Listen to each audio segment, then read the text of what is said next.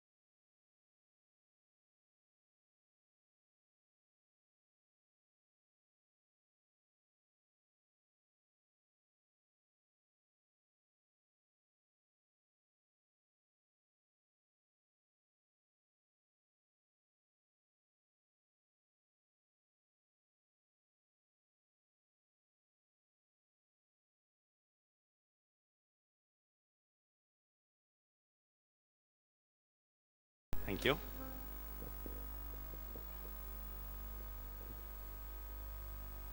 So before we proceed further, as we say, this is an auspicious moment because a group of us, we are actually trying to make some difference in the acceleration domain from Indian standpoint.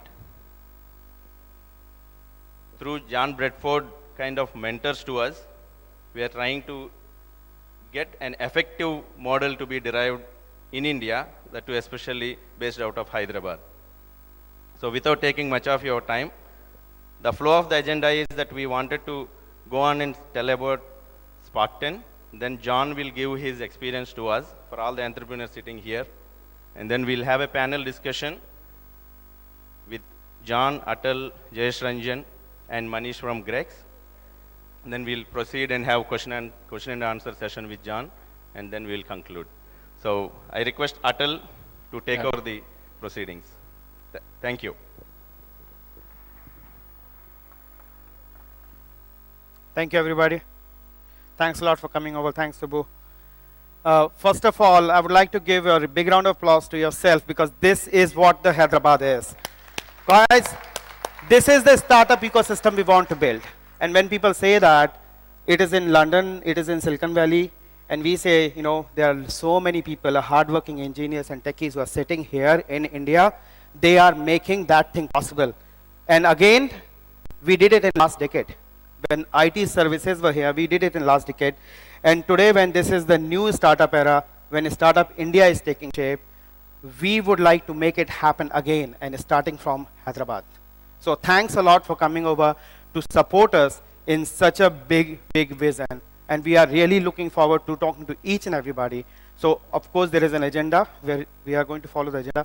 But if you have any question, grab one of us wherever.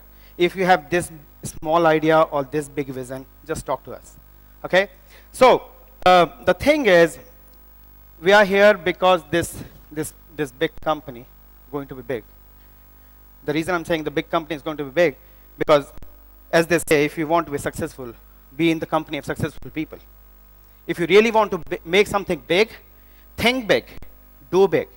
And what Spark10 is doing is bringing that big network of successful entrepreneurs from Europe to this country. And with the only vision that the startups should get the support they need. So if you really want to change this social structure, you really want to be the hustler who can actually not sit, he has an idea, he wants to change the world. What you have to do? You have to get out. You have to get out, do the things, stop thinking, start doing. And we know that we have done in the past. But this time the change was, we are thinking that we don't have people to support, we don't have infrastructure, we don't have investors. And when I was actually, I'm based out of London from some time, and I did this thing myself. So I launched the company. I raised money on all rounds, friends, family round, angel round, VC round. I exited the company. I was the owner of the company which has gone through the accelerator process, and I could see the difference. So me and my team thought if that is possible in any place in the world, why it is not possible here in Hyderabad. So we thought, okay, although there is no magic formula to make a technology startup successful, but there is definitely some ingredients which can be provided.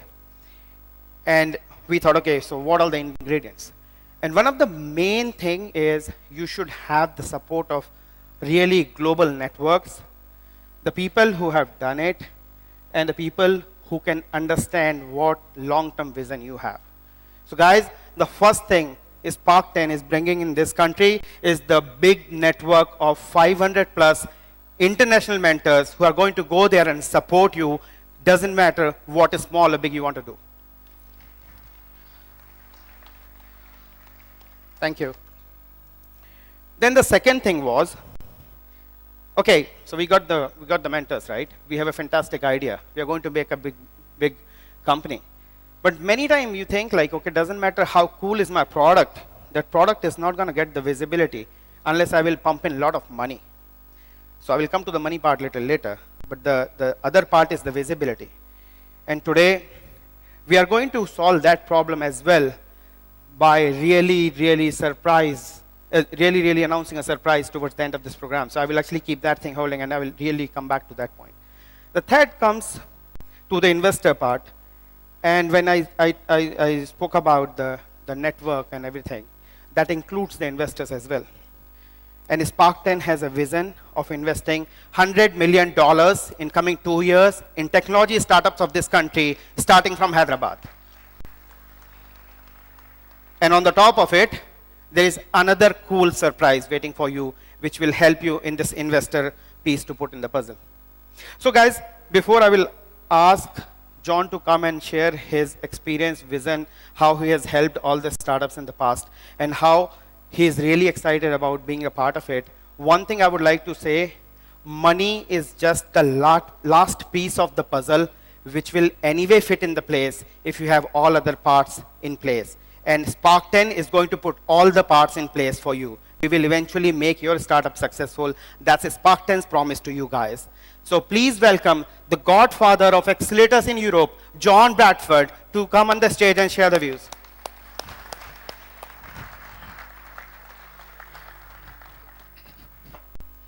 Thank you, Atal. I'm going to do something which people shouldn't do, which is called audience participation, because everybody ignores me. I want everybody to stand up. I want everybody to turn to the person on the right and say hello. Or left, I don't care. I knew it wouldn't work. Okay, you can sit down again. Atal was completely right when he said, this is what the future looks like. This is what the Hyderabad ecosystem is.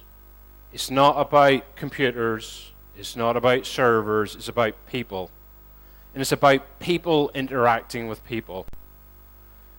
Entrepreneurship is a contact sport. It only exists when you are close to and in close proximity to other smart, driven, ambitious individuals. It's not about hiding in a room coding.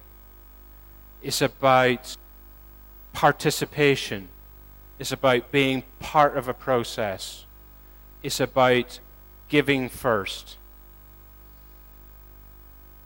When I started my very first accelerator, which was just over 6 years ago, I had the amazing good fortune of meeting a guy called David Cohen. And David was the founder of Techstars. David lived in Boulder. I lived in London. And because my wife is much smarter than me, she said, if you really want this to happen, you're going to have to get on a plane and go somewhere else. And so I went to see David. He thought I was going to Skype in for a meeting. And at the appointed hour, when we agreed to talk, there was a knock on the door. I said, do you know that call that I was going to do? I've decided to come and see you. And David sat there, and within half an hour, he said to me, I like you. Can I help? And in that process, he agreed to come and help me set up what was at that point the first Accelerator program outside of the US. He didn't ask for anything. All he wanted to do was he found a spirit that wanted to do something similar to what he had done 5 years earlier. And all he did say was, go and help. In the same way that I'm helping you, my expectation is like a good piece of open source software, you put it in the population, you give it to the community and let the community thrive. And so when Atal came to me just before Christmas and said, I really want to do this program and I want it to be here, the first thing I said was, when do you want me to be there? And you shouldn't be scared of asking. And you need to take this opportunity with both hands. Because if this doesn't work, and it only works when everybody helps, you're not going to build a strong ecosystem. And it's not just about this program, it's about everything.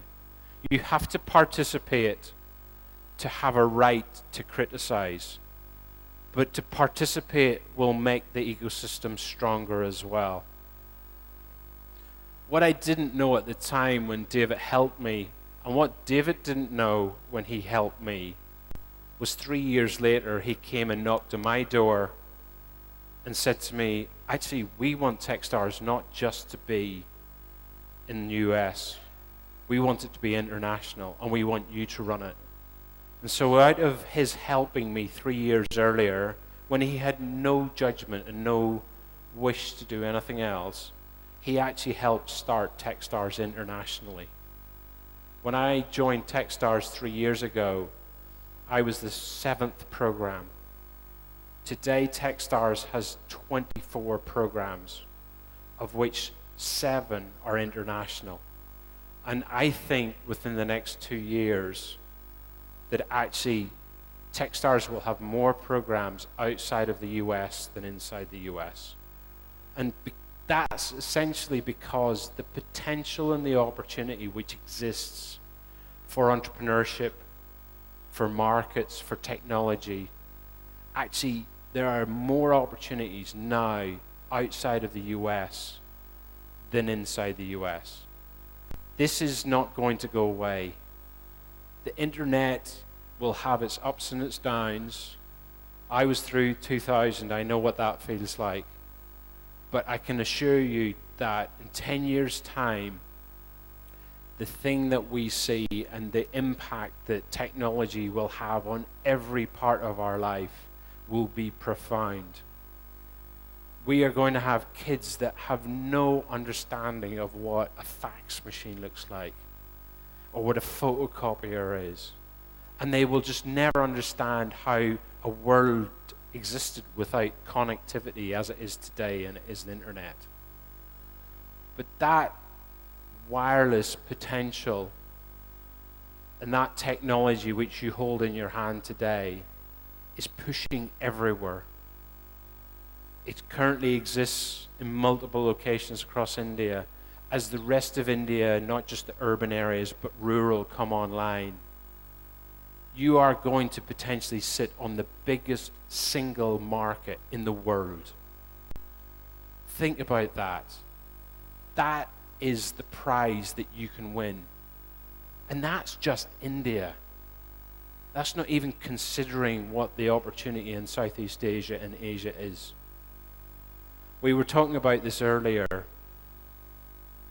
if you imagine the size of the Indian market, if you add up the whole of Europe, and you add up the whole of the US market, it is still less than half of the Indian market. Let me say that again. The whole of Europe, the whole of the US is less than half of the whole of the Indian market. That is incredible. But that needs ambitious entrepreneurs. It also needs ambitious entrepreneurs who are willing to get out, not just of this city, the state, the country, but to get on planes and to go and meet other amazing entrepreneurs. Spark10 wants to be part of that process, and it recognizes in the short term that sometimes you can't get on a plane and go and do those things. And so it's set itself up in a way not just to bring together some amazing entrepreneurs from this part of the world to help you today, but also to try and connect you to other parts of the world, and for you to get access to amazing mentors and entrepreneurs in Europe as well. I'm very, very proud and privileged to be one of those. But I can assure you, I'm not the only one. There are many others. And I can tell you that actually that number and the quality will just start to thrive as people recognize this is a positive bridge between Europe and India. So with that, I'm just going to wrap up and say, this is your opportunity. Don't waste it.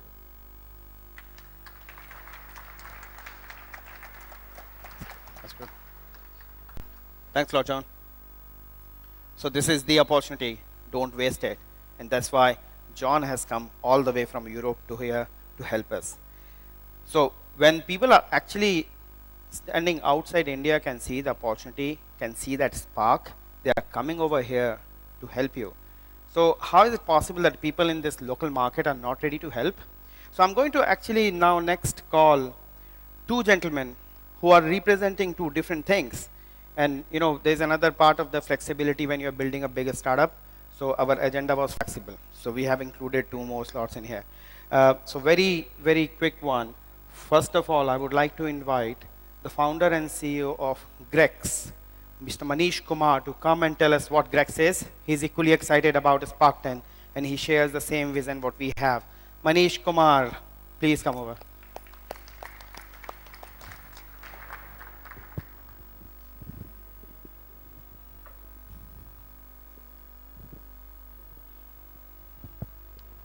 Thank you, Atal. So I won't make you all stand up, but I would definitely like to know how many of you all are entrepreneurs or wannabe entrepreneurs. You know, I think on wannabe entrepreneurs, I was expecting everyone to raise their hands. So one thing that is common, you know, in India is that almost everyone had this, you know, has had this ambition of becoming an entrepreneur, and I probably wouldn't, you know, I would probably dare and say our IAS friends there also probably would have some point in time nurtured this ambition to become entrepreneurs, more so today than ever before. However, despite all this hoopla and all this noise, which has been going on for some time, there was some essential components of the ecosystem that was missing. Those components of the ecosystem was, in a way, driving us nuts. That there are large companies out there, they get disproportionate share of access, transfer, you know, they are supposed to be transparent, they are supposed to, you know, get loans, they are supposed to get everything out there. And the ones who can actually double, triple, 6 times, 600 times the value, those guys are struggling. The youth is struggling. As an entrepreneur, we saw interesting opportunity in doing something around that.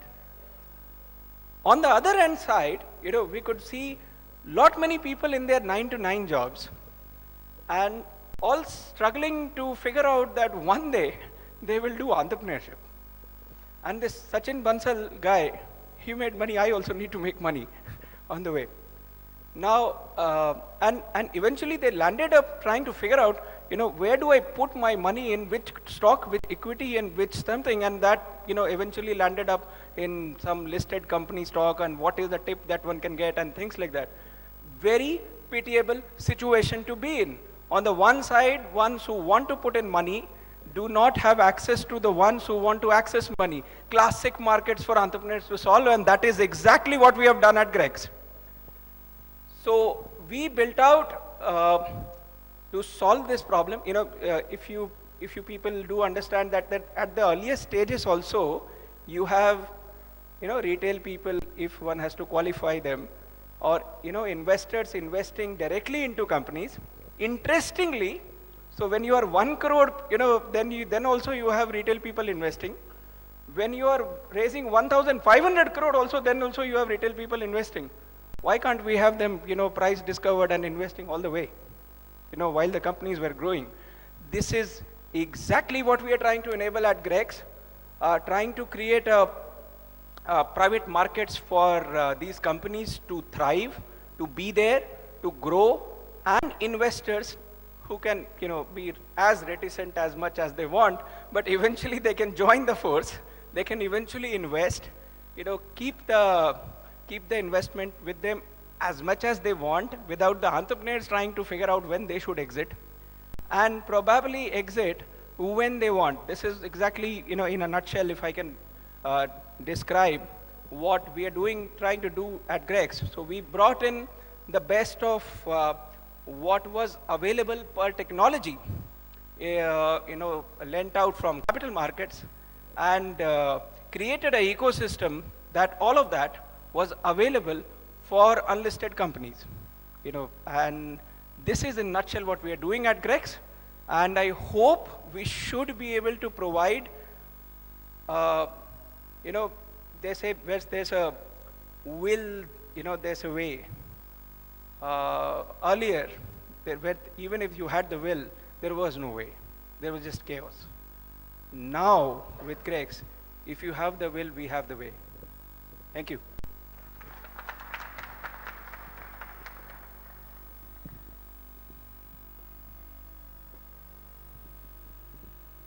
So the reason Manish was here and telling about the good thing about the Greg's is there is a little surprise element which we are keeping for the end. And similar to that, I'm now going to invite a gentleman who is actually working with IT industry in India from more than 30 years, who is actually giving his wisdom to one of the front runners in the IT industry right now. Ladies and gentlemen, please welcome Director of Controllers, Mr. R.S. Prashad Rao, to come and share a few words with us.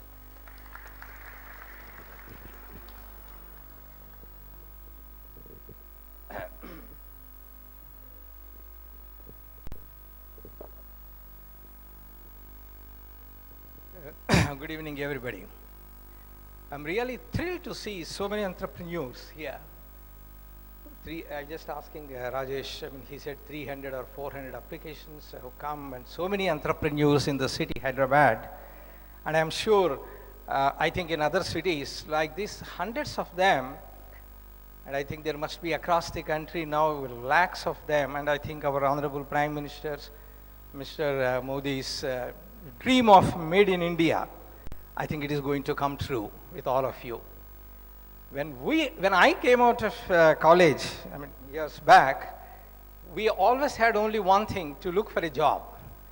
Though we had the zeal of doing something like an entrepreneur, but we never had an opportunity.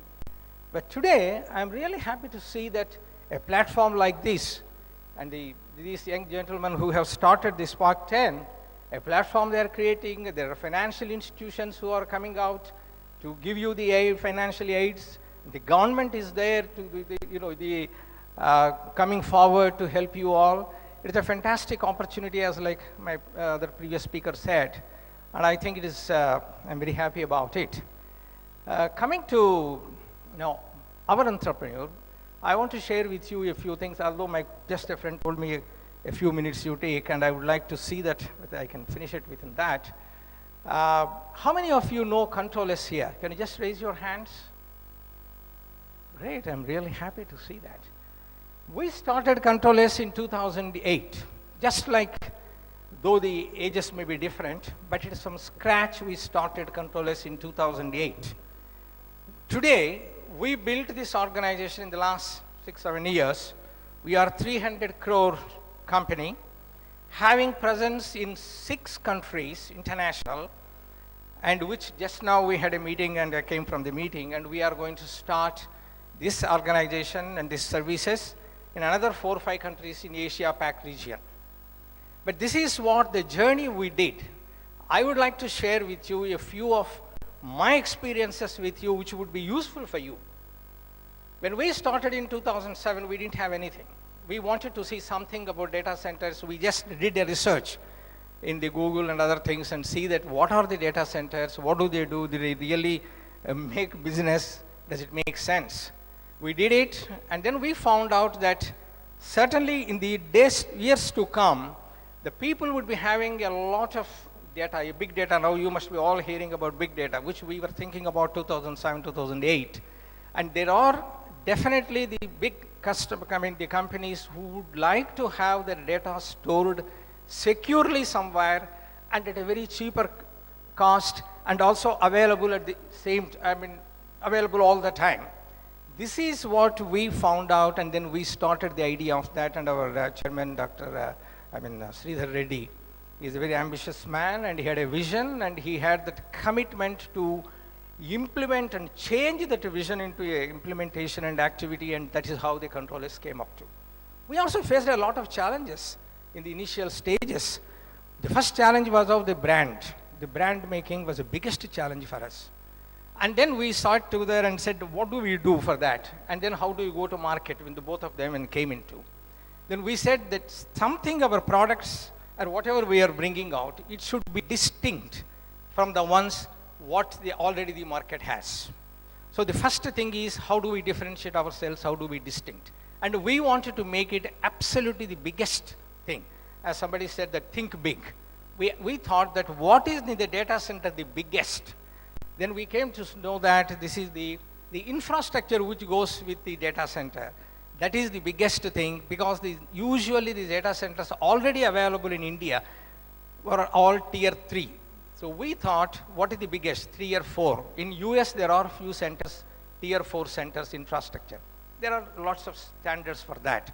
Then we said, we will go for tier 4. We will build a tier 4 center, and we will have the standards sticking to that. And that was a big thing to do. And that is where we started, and nearly first 2 years we struggled to make it tier 4 and make it the world know that India has a center. In fact, for your information, we are the only tier 4 center in India, not only in India, in Asia Pac itself. It is the only controllers data center. That is the distinction what we brought out. We can make it. You see, the point what I would like to say, when we thought of tier 4, many of my other friends and entrepreneurs and business, they said this is not possible. One of the important things is you need power from 2 sources for a tier 4 center. Nobody gives in the country 2 power sources. But we went to the government and we explained to the IT secretaries and IT minister in those days. And then they saw the whole thing and they gave it, which was an impossible thing in those days. We made it possible. And from there, step by step, we grew. And then our services, let it be services, let it be our customer interactions, how we built. And I would like to spend, if anybody wants to know, we are absolutely there to help you. And also on this platform, I would like to say that Control S commits its support to the entrepreneurs here and the Spark10. We have some program for the Spark10 entrepreneurs, which actually I would like to announce, but then Mr. Atal said that at the end of the program, he will make the announcement that we are with you. There are some specific support we would like to give it to the entrepreneurs here, whoever selected by these gentlemen here. And so I would like to thank you once again for this opportunity, and also all my friends here who have been doing this particular initiative and taking it forward. Thank you, ladies and gentlemen. Thank you. Thank you so much, Mr. Prasad, and thanks, Manish. As Mr. Prasad was mentioning, we had some announcement to share about why these two gentlemen came up onto the stage and spoke about their initiatives that we will do after a panel discussion. Now we are proceeding further with the panel discussion. I would like to invite Mr. Jayesh Ranjan to join us on the panel. Mr. Jon Bradford.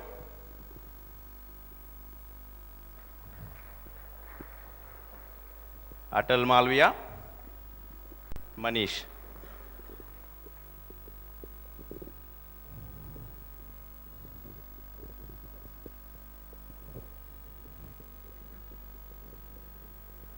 Thank you so much, gentlemen. Maybe most of you might have known about Vishwanath Anand, so I just wanted to use his rapid, action. Can you want to say, or can you say 1 minute of your view in terms of what you are here? And before you start, Mr. Jayesh, and the panel is more about, we tried making a clear balance in terms of a West experience through John, and Atal is based out of UK from West, and he also know how Indian entrepreneurship is going on now. From the representing the government of Telangana, Mr. Jayesh Ranjan is here, and Dex, as you might have understood by this time through Manish, that what is the platform that he is trying to bring in to make sure the entrepreneurship and startup ecosystem would be much better, helping each other. So, all for you, Jayesh, for a quick 1 minute. Thanks very much. Good evening. Let me begin by congratulating Spark10 for launching their Accelerator program here in Hyderabad. This is where all the action is, and I'm very glad that you have rightly chosen Hyderabad for your first location. This is also a very opportune time because you would have learnt about our Prime Minister's launching the National Startup Action Plan that has really brought startups, innovation, entrepreneurship on the center stage. But even before the national government could announce these kind of plans and ambitions and intent, we have done quite a lot in Telangana here in Hyderabad. And in fact, I was with them yesterday as well. And I told them that the largest technology incubator of the country today is in Hyderabad, called the T-Hub. A T-Hub is not just meant for startups, it's also an incubator of incubators. So we do have space for accelerators as well. Of the 800 seats that are there in T-Hub, roughly about 100 will be made available for batches of accelerators. And we'll be very happy if a partnership between T-Hub and Spark10 can fructify.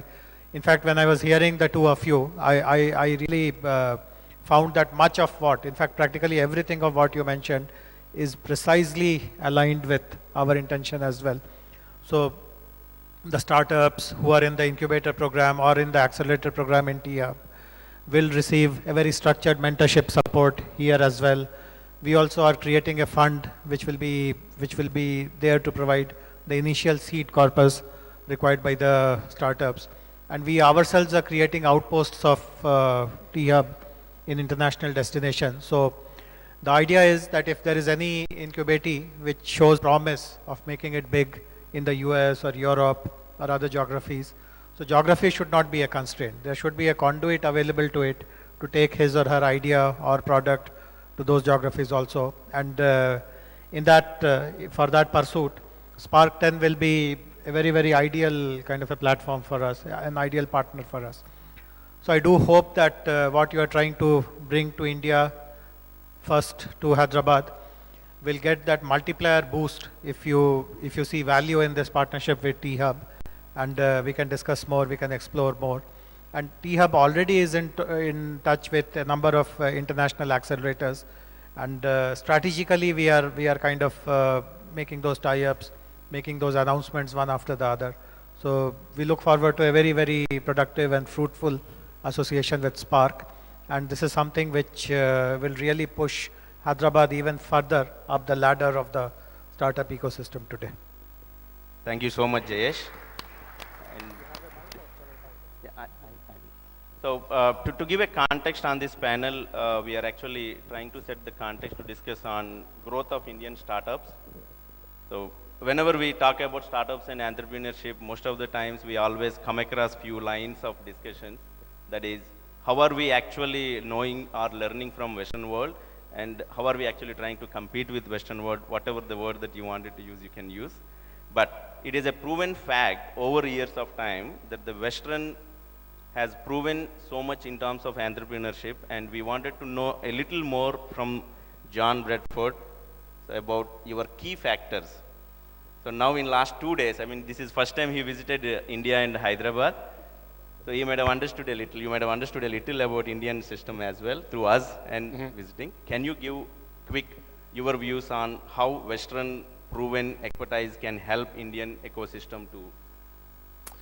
Yeah, so everybody talks about the speed at which startups move, and for someone as old as me who's seen a couple of cycles in the tech space, I think the basic dynamics are, I was part of a startup and we raised $25 million in 2000, and we worked out that if we were to try and do that startup again today, we could probably do it for about $250,000. That's 1% of the same cost, yeah? But what's also interesting is the speed at which we would be able to do that startup would be profoundly quicker because of cloud computing, because of open source, multiple different tools and opportunities which exist. But what's also interesting is the speed at which ecosystems are evolving are equally going through rapid progression. And part of that progression is because people are now much more willing to share information. And so a lot of the experience and know-how which is built up in the UK and in Europe has been derived from entrepreneurs who are willing to share their information from the US market. So I think this is a very natural progression as people recognize that giving first by providing information, by sharing their experience and know-how is actually inherently valuable to help speed up and accelerate the speed at which ecosystems develop. But ironically, as someone who shares that information, it also gives me an immediate unfair advantage to actually be able to access markets and entrepreneurs and technologies that I wouldn't have ordinarily done. So there is this natural, don't think it's just all one way.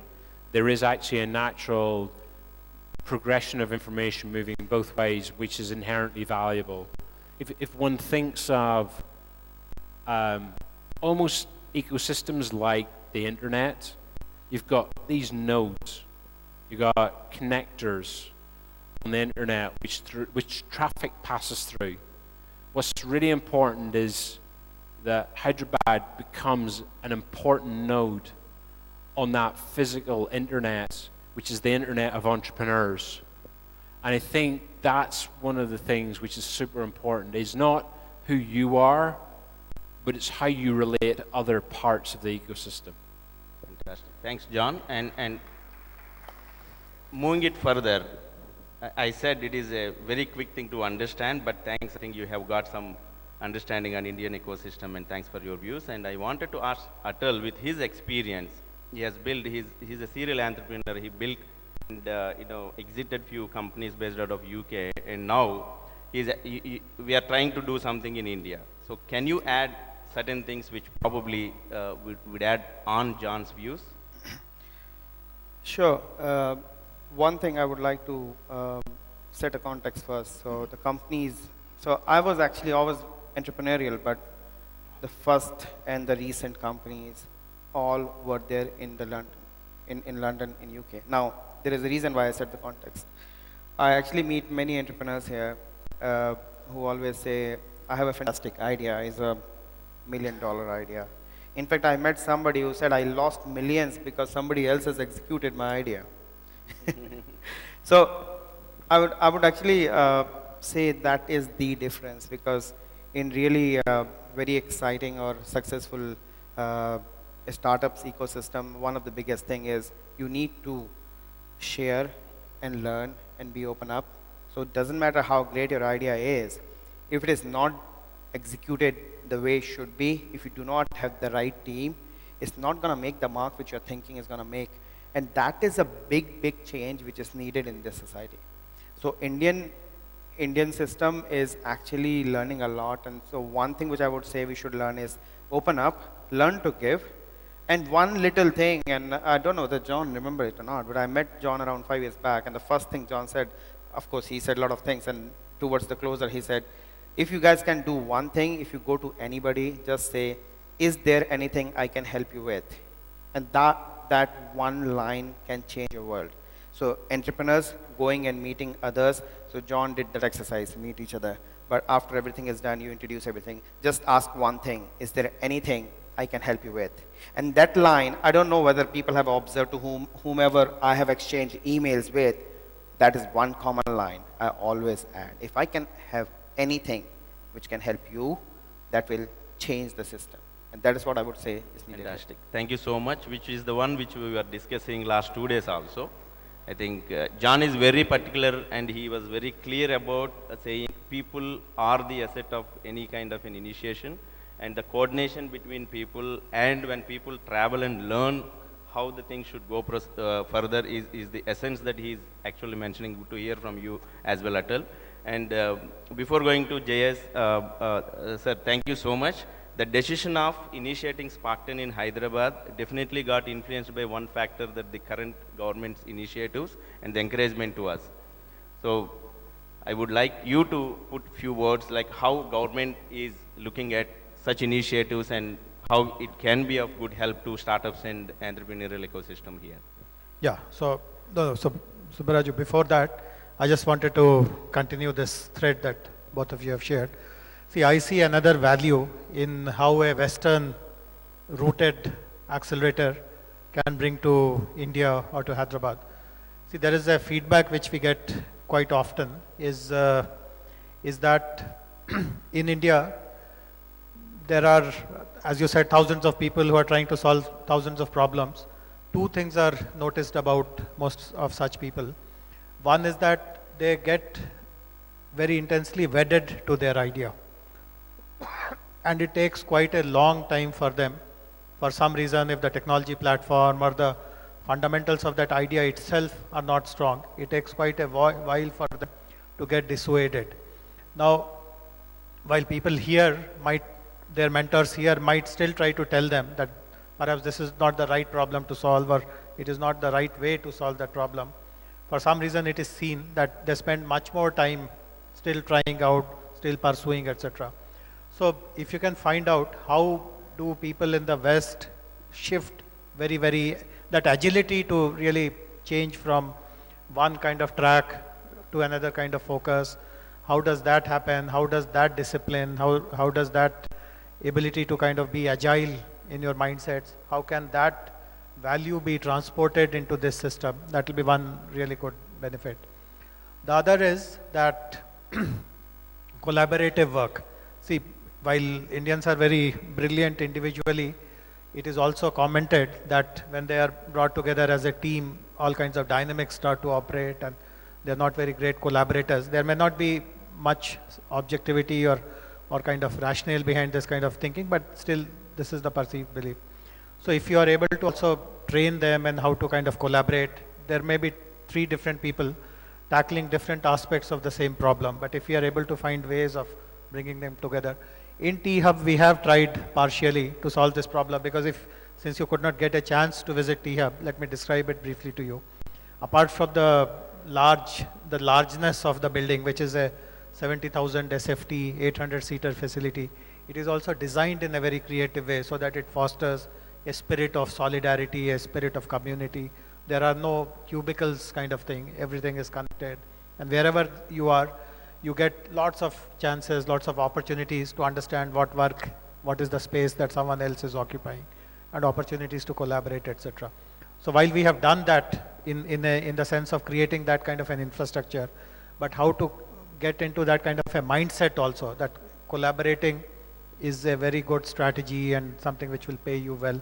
So these are some of the values or the work ethics, let us say, which we can also try to bring in the Accelerator program, which you are introducing here. And then very quickly to tell you, Subbaraju, is that obviously the facilities which I talked about are available to the people who will be enrolled in the Accelerator program. So if you want access to physical space, as I said, 100 seats are meant for Accelerator, so you can go there. And in a matter of a fortnight or so, we are announcing our policy for innovations and startups. So people who are into the Accelerator program get certain kind of benefits, additional benefits from the government. One very big game-changing kind of policy intervention that we are going to make is that if your product or service is of relevance to the government system, government itself will become the biggest consumer for you. So you can bypassing all the conventional procurement norms, you can straight away deal bilaterally with us and kind of offer your products or services to us. So I would really suggest that our T-Hub CEO, our T-Hub director, they're all here. Maybe after this discussion is over, you spend some quality time with them, understand what they can bring on the table and how we can shake hands at the end of it. Sure. Just to add in that, we already visited T-Hub and we met with Srinivas Kalipa sitting there and CEO. That was a fantastic meeting. We really loved it. And by all means, we are actually honor this collaboration further. And thanks a lot for adding that. This is actually something which will add a lot of value to the startups coming forward. So Manish, do you have any views to share from your platform standpoint, how it can add a little more value on this discussion? Yes, because so let me see. Let me try and be a little spoil sport also. So it's a nice thing that a lot of people are waking up to the idea. I did my first startup in 2006. Nobody understood anything about startups, if I can say anything. So, and today sometimes it's very worrisome that people have gotten groomed so much by the way current ecosystem is, that when we are talking about in some sense disruption in that space itself, very hardly it is understood. So, so my question goes back to those people that when did you understand it so much that you can't understand it now? There was a time 10 years back I was trying to explain startup to people and nobody understood. So, with all due respect to, everybody else in the panel, one thing that I would like to point out is, we are still trying to talk about very nice beginnings. That's only honeymoon. Okay. You have to still live through the marriage. Obviously. Obviously. And believe me, there comes the real difficult part. Yes. While the marriage has to be nicely arranged, you've got to have a nice venue, okay, and you have got to arrange it well and set it well, and everybody should party, and we should have events and things like that. But then these events,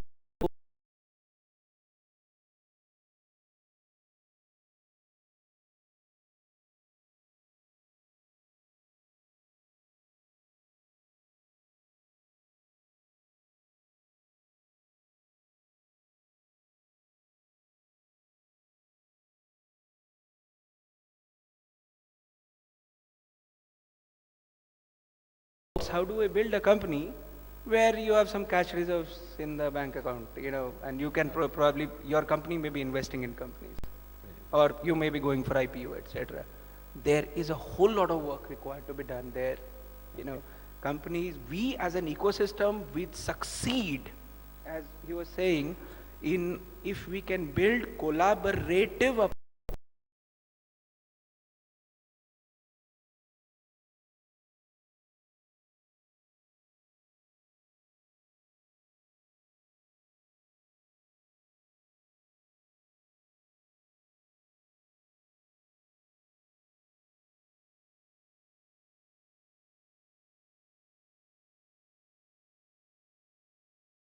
was dead. Very interesting. You understand, sir, where I'm talking about?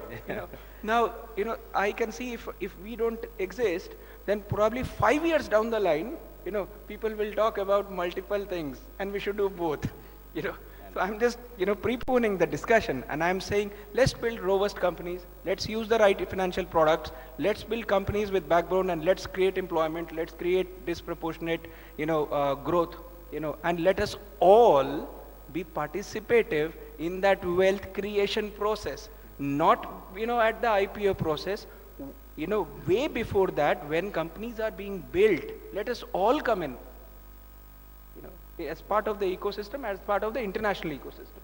That is what, we would like to say. Yeah, thank you. On that, on a lighter note, probably you bring in a very interesting point is of marriage.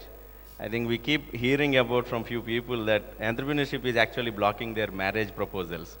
So do you have any interesting thing that you can help them? I think you will get quite a few applications right now. Yeah, so I'll tell you something. So one of the things that happens on Greg, so on that account, I'm married, And it's a Nobody's live stream, by the Nobody's way. video recording this, right? Yeah. What Atul is trying to say is we are on live stream. Yeah. All right, thank you. Oh. So one thing that we joke about, in fact, it's a live use case at Greg's, that, if you are building your company in isolation, let's say you're not venture funded, and therefore you're not created enough noise, so if you're creating your company, let's say you remove the 20 startups, the large 20 startups, and then we talk about the rest. So people hardly kind of know you. I mean, you're doing something useful, but you are better off in Microsoft, still. That justification has still not set in. Prime Minister did some bit of justification that, startup is okay, so let your child go and do it this. But what happens at Greg's, interestingly, is that your value, your enterprise value gets known by the latest transaction, on the secondary side, and therefore, if you hold 30% of that company, your net worth now is known, which otherwise was not known, except if you are, Binny Bansal or, some Bansal. So now, every entrepreneur, whatever be his worth, whatever stage the company be, will probably be able to talk about what is he worth, what has he created. Yeah. There is a transparent value to that, and therefore the marriage proposals, should probably revive. Okay. But there is one more thing, if I may add. One thing which we should actually learn from the Greg's model is entrepreneurs are the doers. So, I like the approach of saying, don't tell me it is not possible, tell me how else it is possible. And when it comes to raising money, it was not just about VCs, it was not just about angels. You need to come up with something innovative, because there is a problem, you need money. There are a lot of people who have money, how to connect them. So that itself is a very, very good example, and that example is there from India for Indian entrepreneurs, that we should actually be little creative and entrepreneurial. Yeah. So Thanks. Well, marriage is a different thing, but Thanks for that. Yeah. I mean, the next thing is connecting to what you guys are discussing. But just before going here, I wanted to ask you questions to the audience. Like, can you answer me very clearly? How many of you are practicing entrepreneurs now? Okay, thank you. How many of you are aspiring entrepreneurs? Hey, everyone to Oh, please don't help them to. Okay, see, the question is, as Manish is saying, when you are practicing entrepreneur, it is not that is going to be your last resort. The reason what I am trying to bring in here is, like, in India, John, I think I wanted your views on this. We always feel, if I am an entrepreneur, and if I am not making my project successful, I always think socially I am actually looked at as a failed person. From the Indian standpoint. Yeah. Right? And the before coming back to you, the third question is, how many of you are at least running your company now after first, second or third attempt, whatever it is, the second attempt, serial entrepreneurs. You started, again you started, okay. See, this is the direct answer to the analysis, basically. So this is how, when I say there are so many entrepreneurs, aspiring entrepreneurs are still thinking, it gives the pattern. Everyone said yes for the entrepreneurship. When I asked about aspiring entrepreneurship, they're actually slowly thinking that is the aspiration. The third is that there are quite a few people, I'm very sure, the people who raise their hands are only half of the people that when you compare with other people. So the stigma of that particular thing, how is it getting looked from the Western standpoint? Do you have any quick suggestion for these people here? So I actually think you're either an entrepreneur or you're not. There's no such thing as an aspiring entrepreneur. Yeah? That's just somebody who hasn't the bottle to actually start their own business. Yeah? So I think entrepreneurship is a vocation. You either are one or you're not. I think you can learn to run businesses better, but I think it's a bit like I have small children, and I think the interesting dynamic is all children are born artistic, and then they go to school. Yeah? So I think everybody has the potential to be an entrepreneur, and then they go and get a job. Yeah? Some people just naturally just react badly to working for somebody else and then leave and start their own thing. And that's kind of what we believe entrepreneurs are. But I genuinely believe that everybody somewhere inside them has a passion for something. And if that aligns itself naturally to a business, actually with the right support and the right nudge or push over a cliff, one can actually strive to start their own business. You talked a little bit about failure, the F word, as I describe. The way I describe it is, right, it's now 7:45 in the evening. Okay, tell me, has anybody had, and I need hands in the air, something go wrong today that they didn't expect to go wrong? Hands in the air if that happened to you. Actually, you're all having a really good day then. Yeah. There's always something that happens in a day which it doesn't go right. Yeah. It happens every day. Everybody has something where they go, I plan to have lunch at 1:00, and then you change the time. Yeah. Don't look at me. We'll start on that in a minute. So the weird part is every day, everybody has little failures. Yeah. But nobody gets to the end of the day and goes, oh, that was awful. Yeah, it's like, oh, I had one failure after another failure after another failure. Because actually what you're doing is every time something goes wrong, you learn something. Or I hope if you're smart enough, you learn something, and so you hopefully never do it again. Yeah?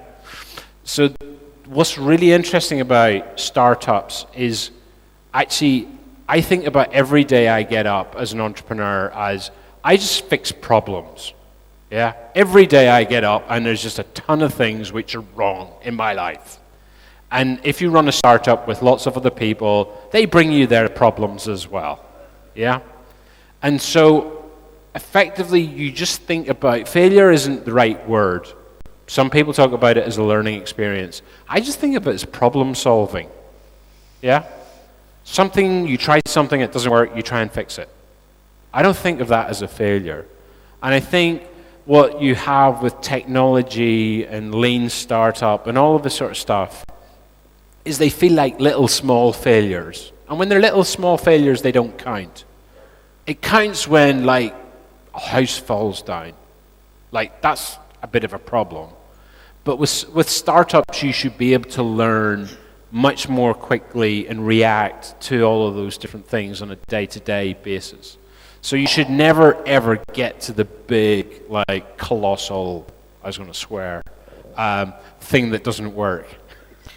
I have 2 points to add in that. I won't take much of time. One thing is, and it actually happens when you are saying that, what if I fail? And then you say, what if, because you need to go back home, you need to answer your mom, your dad, your wife, that I failed. And people feel bad about that feeling. Then be entrepreneurial, come up with a list of people to whom you have to answer, go to them saying, you know what, dad, my friend, my girlfriend, I'm gonna start this thing. and I may fail. Will you judge me on that one? And most likely than not, the people will say no. That is the fear you need to take out. So that's point number one. Point number two, fail is when you stop trying again. So all the people who have tried and failed once and they didn't try, actually they failed themselves. So try again, and you'll get there. You'll get there. That's what I say. Thanks, brother. Sir, you have something? Yeah. So I'd like to add that in the forthcoming policy, we are also trying to provide a solution to these kind of cases. So whatever term we use, may not use the F term, but whatever happens, for instance, I failed to execute my idea or I could not execute my idea in the way that I wanted to. There would be many such cases, so let's be realistic about it. So in the policy suggestion, what we are making is that if you are incubating in T-Hub or any of the verticals of T-Hub, and for some reason you could not at the end of it come out with a product which is marketable or which needs to be taken up commercially, we will still evaluate your effort that you put in that period and give you a certificate which will be validated by our academic partners as an entrepreneur in residence. So at the end of it, there is something to show on your CV. It doesn't appear that from 2016 to 2018, there is a gap. I can't explain what I did. So you can always claim at the end of it that from 2016 to 2018, I was an entrepreneur in residence in T-Hub. Yeah, so with an authentication, that really helps. Thank you so much for that, sir. But continuing to that, and recently we have so much that is actually getting discussed through central government and state governments about startups. Do you want to add few more points which would be of good help and how they can leverage the current energy from that particular discussions? See, T-Hub is now up and running, and it's a very good exemplar of how a very comprehensive ecosystem can be so meticulously put together. So while what is happening inside the building is terrific, but we are also trying to create a ripple effect by extending it to colleges, tier 2 cities. I was in Nizamabad yesterday. Many people may not even be aware about this town called Nizamabad. And we had how many people are here? Roughly about 300-400? Yeah, maybe 300. There were about 1,000 people in the hall that I spoke to yesterday in Nizamabad. And 90% of them were social entrepreneurs. They were trying to, we had this event called the Kakatiya Sandbox yesterday. And those were the people who were trying to find real problems which the farmers face, or a person who is engaged in some very stressful livelihood they face, and so on and so forth. So we are trying to, through these institutions like T-Hub, we have another institution called the Telangana Academy for Skills and Knowledge. We are trying to cause that ripple effect, create verticals of T-Hub. In fact, I wanted to suggest this to you as well. Hyderabad, since you have decided to locate your first accelerator in Hyderabad, there are certain areas, certain verticals in which we enjoy a very strong competitive advantage. Of course, technology is one, but we are also very strong in biotechnology, life sciences. We are very strong in entertainment technologies, that is gaming, animation, VFX, etc. We are also considered to be a very major center for the defense and aerospace industry, and so on and so forth. So these are some of the verticals which we are promoting within the overarching umbrella of T-Hub.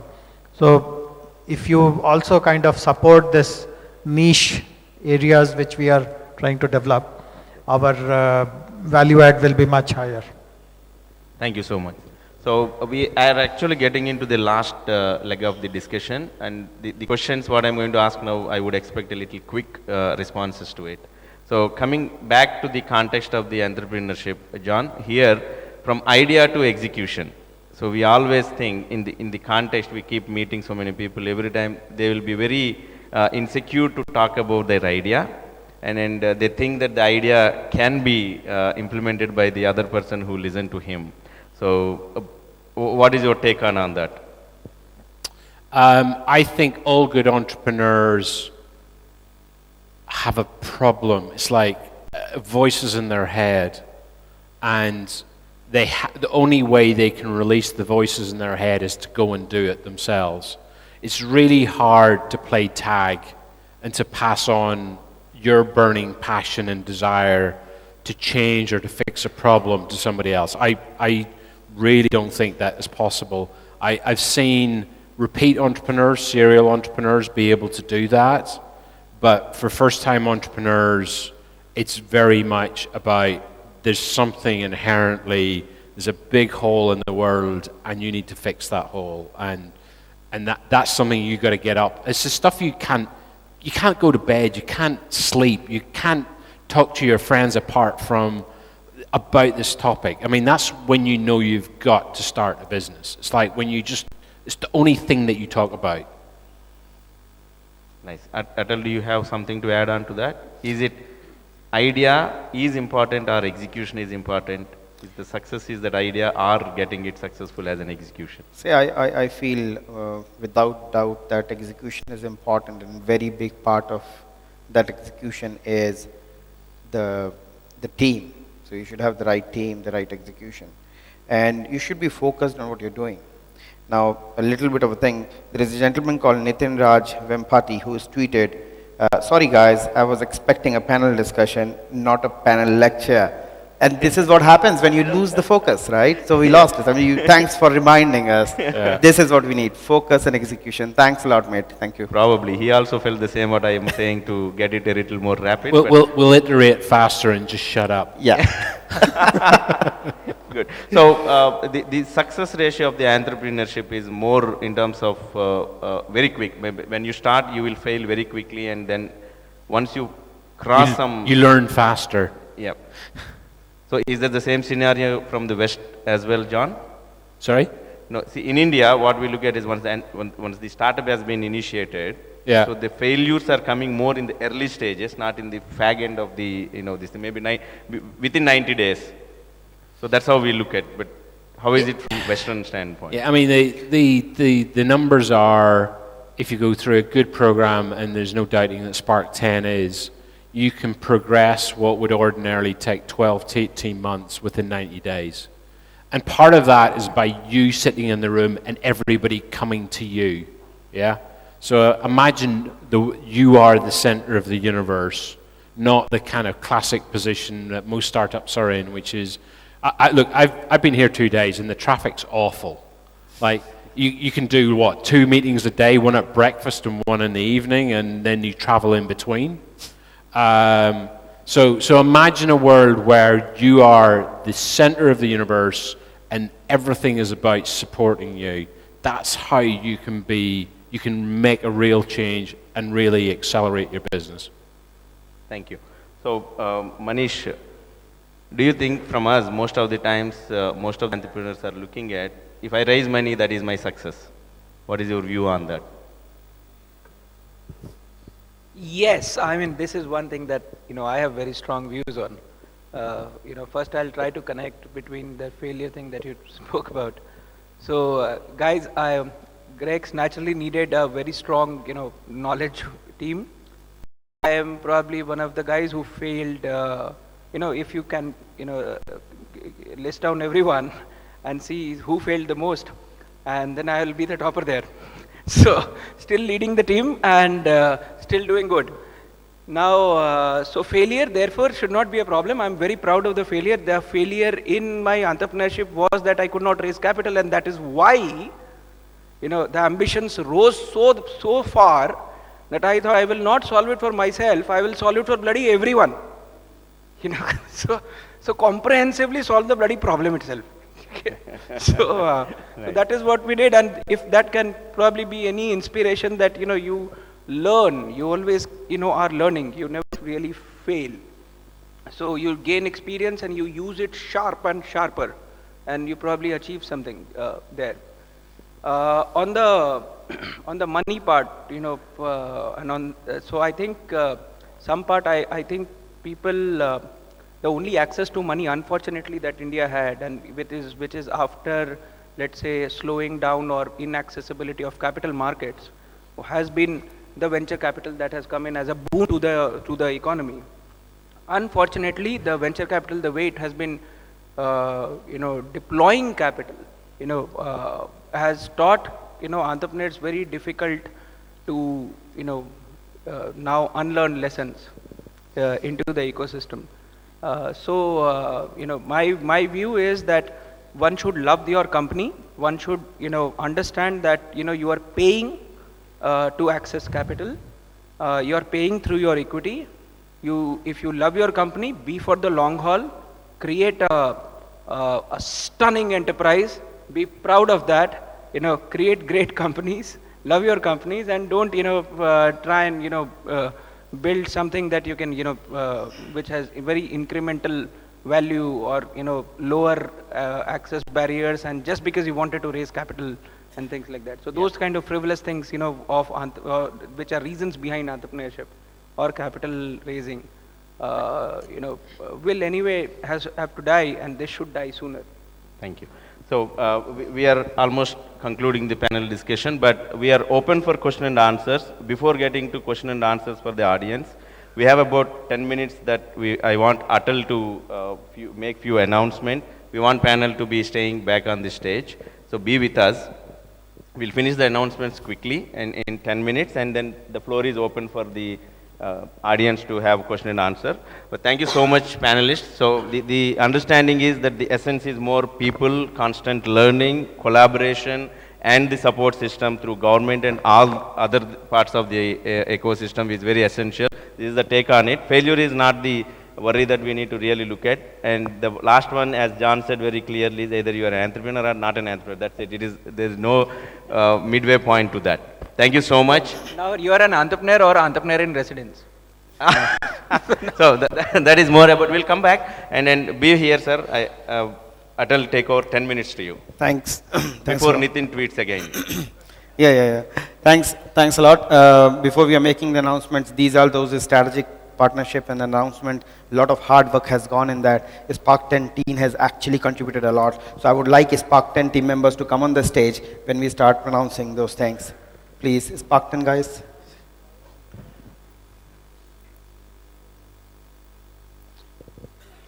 Guys, this is the moment to give the clap to the team which has made this thing possible.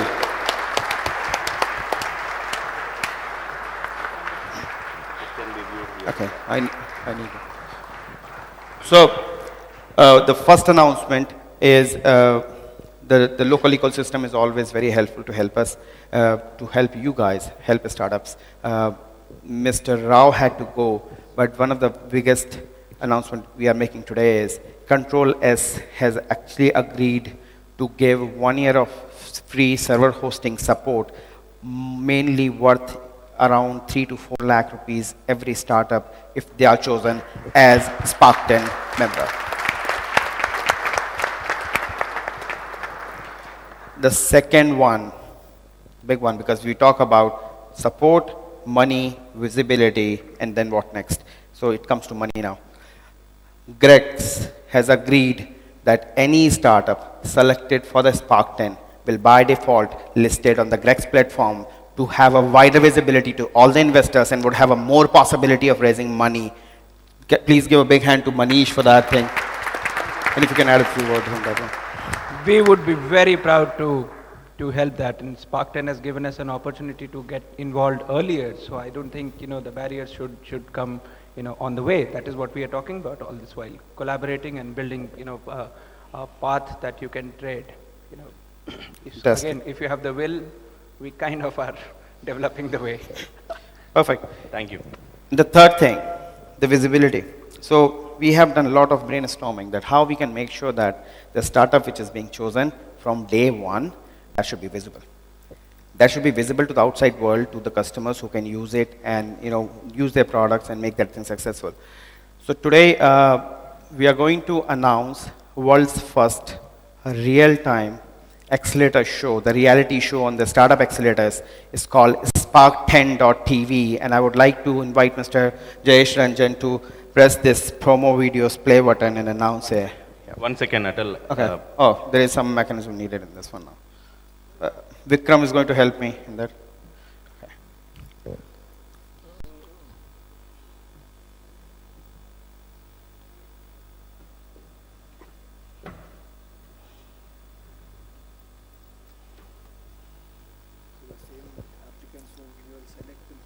Yes, anybody who got selected for the Spark10 would be the part of the reality show which we are going to make. And from the day one, they would be in the eyes of the world. And so I'm inviting Mr. Jayesh Ranjan to press the button and run the promo video.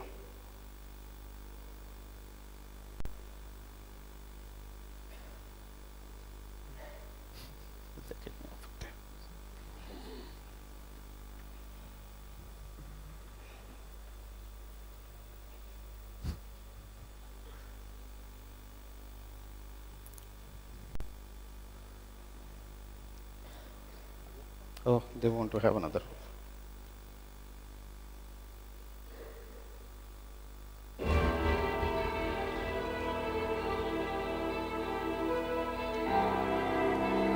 Given a little spark of madness, you can set a journey with problems to solve, lessons to learn, but most of all, experiences to enjoy. Given a little spark of guidance, you can shift your flickering flame to a mighty blaze, ever increasing the speed and power of your potential. Given a little spark of thrust, you can see the dawn before the rest of the world does. Given a little spark of fame, you can be the one changing the whole game. Spark10, that little spark to accelerate your idea to an investable business. Now, bringing out a big social change with the world's first reality show on Startup Accelerator, launching Spark10.tv.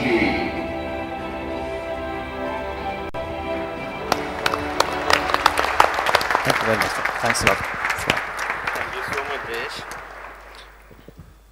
And the last exclusive announcement of the evening, everybody was waiting for that.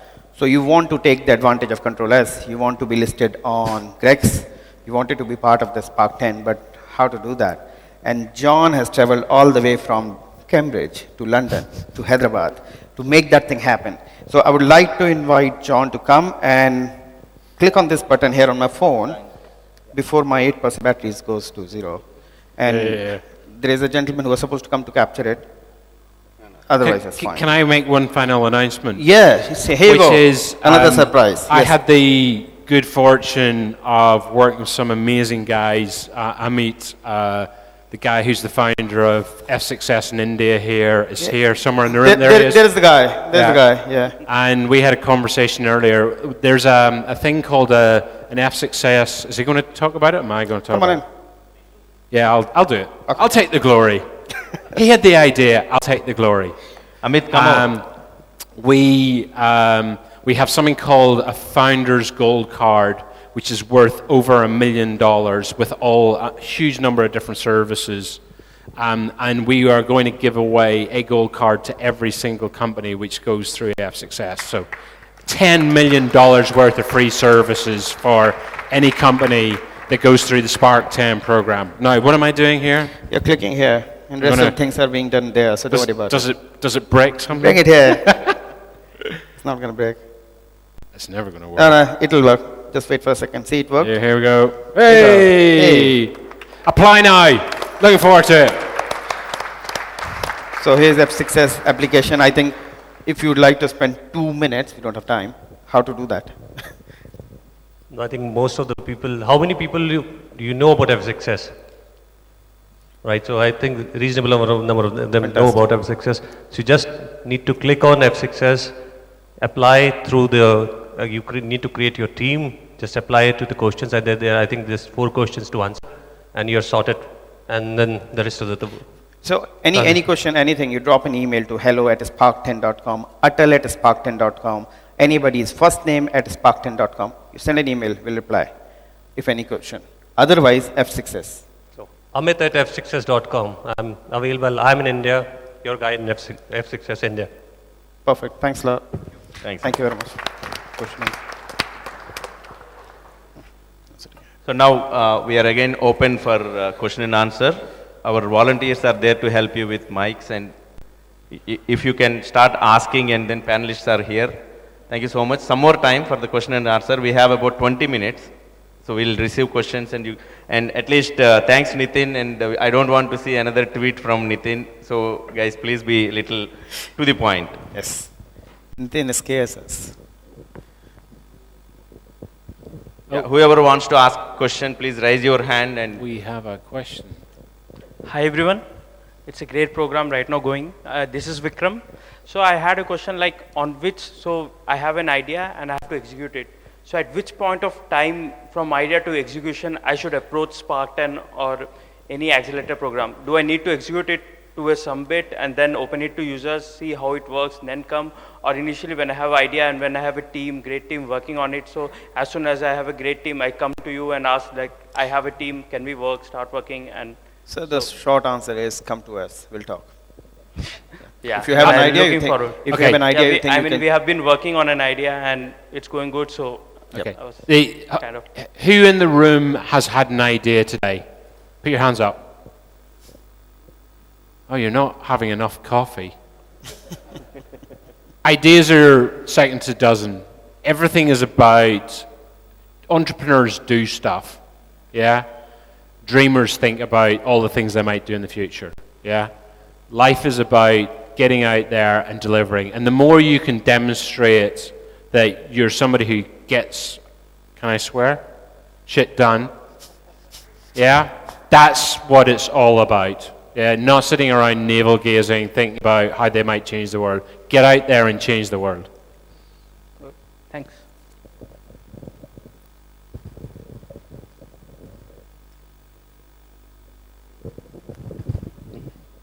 Hi, everybody. We are a healthcare startup, and we have a team. Currently, they are working on different companies. Also, we are working on the idea also, and we are working on the app. So there are number of things, number of questions which had to go to the mentors. We have some mentors, but we want to ask few questions which can be asked to the accelerator maybe. Then when to go to the, we have some funds with us, we are working on the app, but when to go to the accelerator, when to go to the investor, those are the questions. And when to, there are some questions with the mentors, with the healthcare mentors. Now where to get those mentors which can answer us means authentically and all. So those things are, there are 250 healthcare startups. no, your question please directly. My question is that when to go to the investor, one, we are on the app stage, building the app, not yet launched. And the second is how to get the mentors for the start. So when to go to the investors? Now, if you feel you are ready to build the product, you need money, you think you can have that vision which investor will invest into, go now. Don't waste your time. But mentors, there are two things. You need industry-specific mentors who can actually help you, specific mentors who can help you in healthcare or whatever it is. If you can't find them, ask who knows them.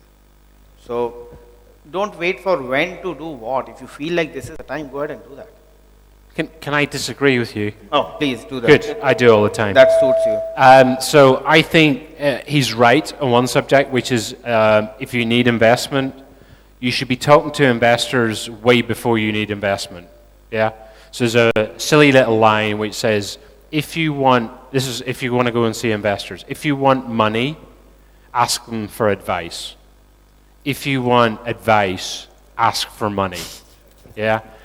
There are many startups in the room who have gone to ask for investors for money and have been told all the things that are wrong about their business. Yeah. And it's also, as someone who is an investor, so I've invested in something like 107 businesses in the last 5 years. As an investor, I make decisions based upon how you progress over a period of time. I won't make a decision upon what you tell me today. But if you tell me something today and then come back in 90 days' time and say, all of those things I promised, I'm going to go and do them, and I've just done them. And what you do is you build up credibility over a period of time. And so suddenly, every time you make a promise, I actually start believing that you're actually possible. It's going to come true. And so it's all about speaking to people early, not at the point you need the money. So think about speaking early, ask for advice, not for money. You get lots of support, and then actually deliver on all of the promises that you make and all of the statements that you make during that discussion.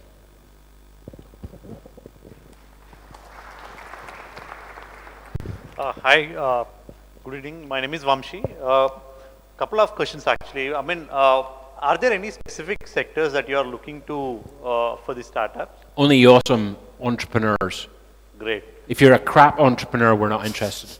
So how do you define how do you differentiate between a couple of entrepreneurs who have applied for you? What is the criteria that makes you say that somebody is crap, somebody is good? That's my second question. This suggests entrepreneurs can smell other entrepreneurs. Is that the right way of describing it? It's really hard.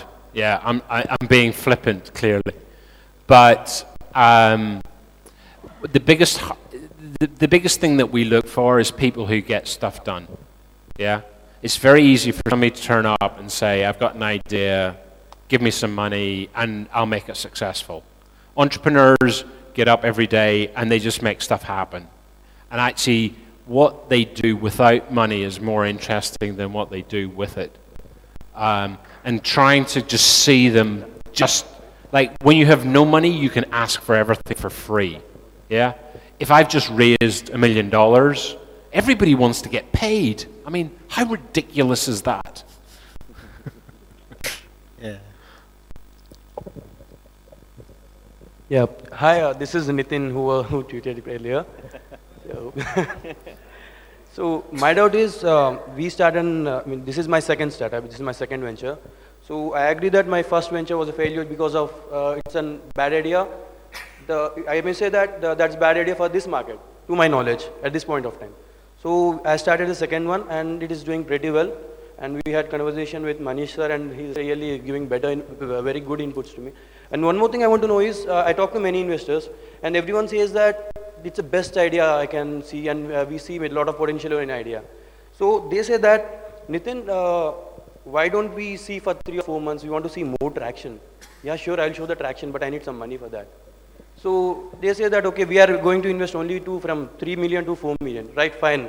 If you give more money, I can manage, I can give it to some other thing. So, but I want to know how to generate that angel investment, because angel investors say that we need traction. And even VC says that we need traction. So how should I get that traction? With the amount of capital I invested, I got better traction. Out of 57 units, I filled 54, and I have 35 customers within a span of 2.5 months. I did pretty well to my concern, because I utilized my funds pretty well. So I want to know how should I generate funds? How should I generate traction without having funds? You want to know what is the traction or how to generate traction? No, I know traction, but I want to know, investors are asking for traction, right? For that I need some funds. So how should I generate that? John, you got him? What was the question? Pardon?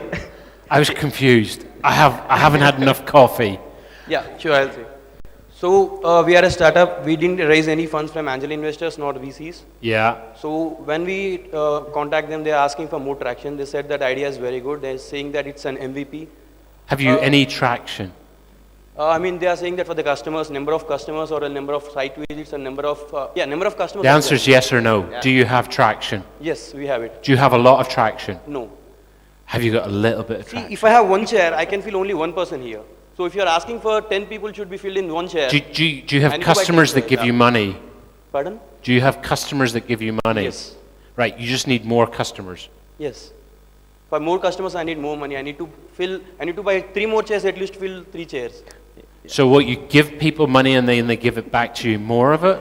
But it's not like when we buy one thing, we'll not be getting right away, right? So when I invest some 1 lakh rupees, I'll be getting in 3 or 4 months. So it's really hard to have this conversation knowing nothing about your business, yeah? And it is a silly thing, but the best, this is a completely made up fact, okay? So I think 3 of us agreed it was a real number, so it must be completely true on the internet, okay? But essentially, this is important to remember, for every dollar that you get of revenue, it's worth about $3 from an investor, Yeah? And so actually concentrating your effort on just purely traction. Anybody who comes to me that says, I need more money so I can have traction, I kind of get really concerned about. Because actually, if you say, I have so many customers that are coming to me and I just need to cash flow my business, that's interesting. Exactly. Yeah? I thought that's the thing I was talking about. I have many requests flowing in, but I cannot show. There is a lot of demand, and there is a chance of supply.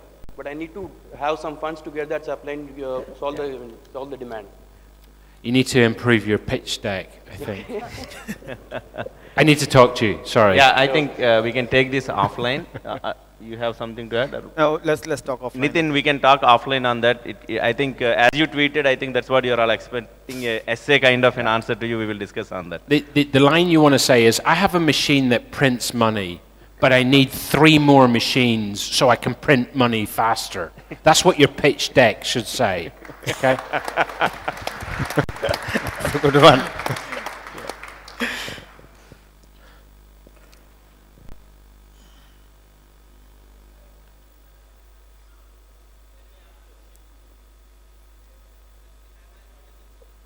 I can't hear you. Yes, go on. Yeah, he's asking.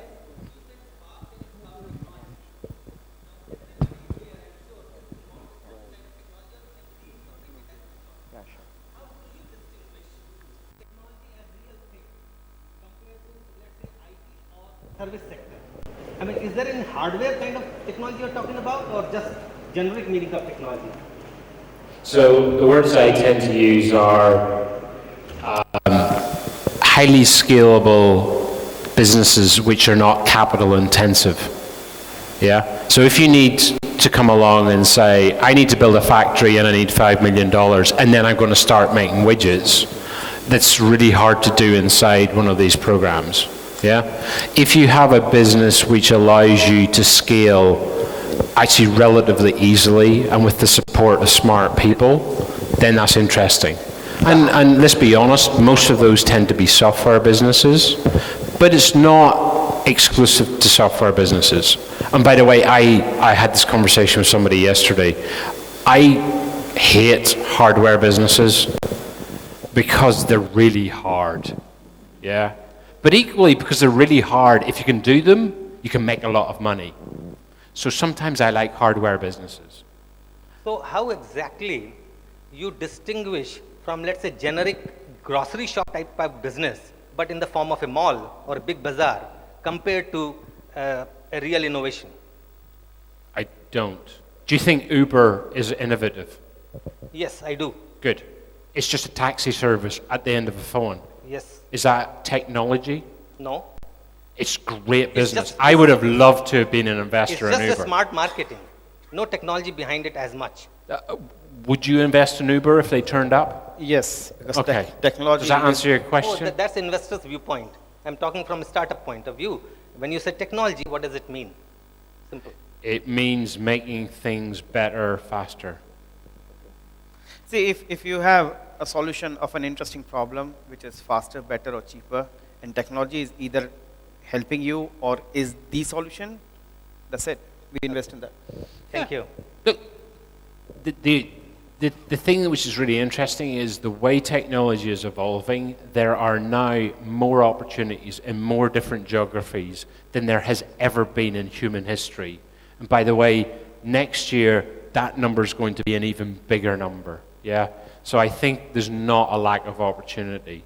I think there's a lack of entrepreneurial talent or people who are willing to get out and do those things. And that's part of the process of what Spark10 is about, is encouraging and supporting and driving that process. And T-Hub is an amazing example of government intervening and creating the platforms to make that happen as well.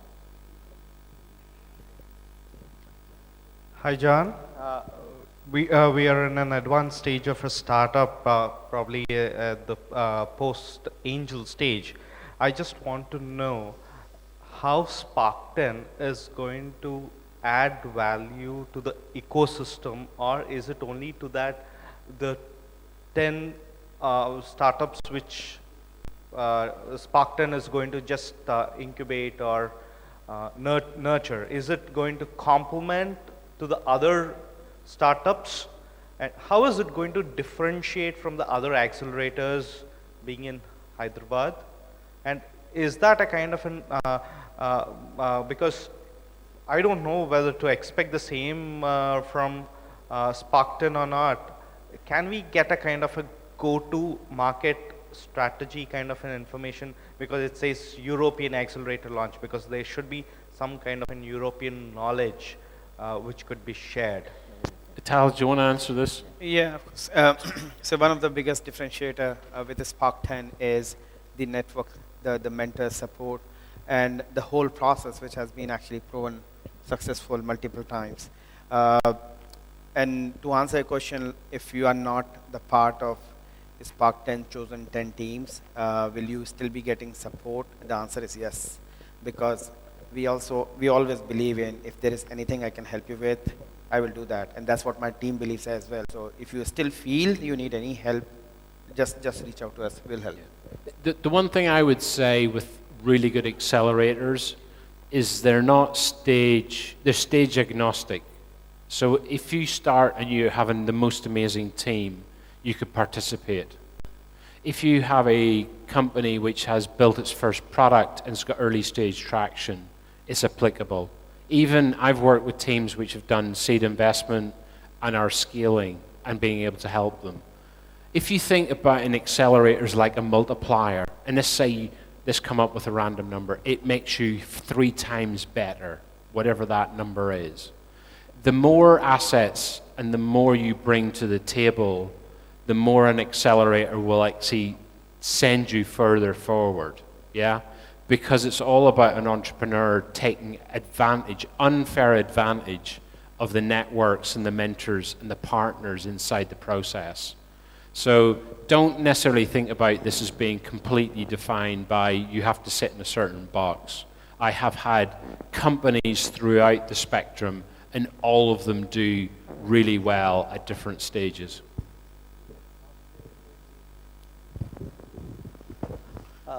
Hi, my question to John. Out of every 100 startups, 98 startups are probably very less percentage, 1% or 2% get succeed, get investment or whatever. What do you suggest for the rest of 98%? They are spending lakhs of money, time, everything. How Spark10 will be a differentiator for from other VCs or other accelerators? So I've yet to meet an entrepreneur who's ever stood up and said, you know what, there's too much finance.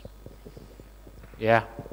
So I would be worried if you stood up and said, you know what, 50% of all of the startups in India are getting funded. Like, if that was the case, I'd be really worried. Because 9 out of 10 teams are rubbish. Yeah? Like 9 out of 10 teams are, I have an idea, I'm going to try something, oh, this is rubbish, I need to do something else. Yeah? So you shouldn't necessarily concern yourself with percentages.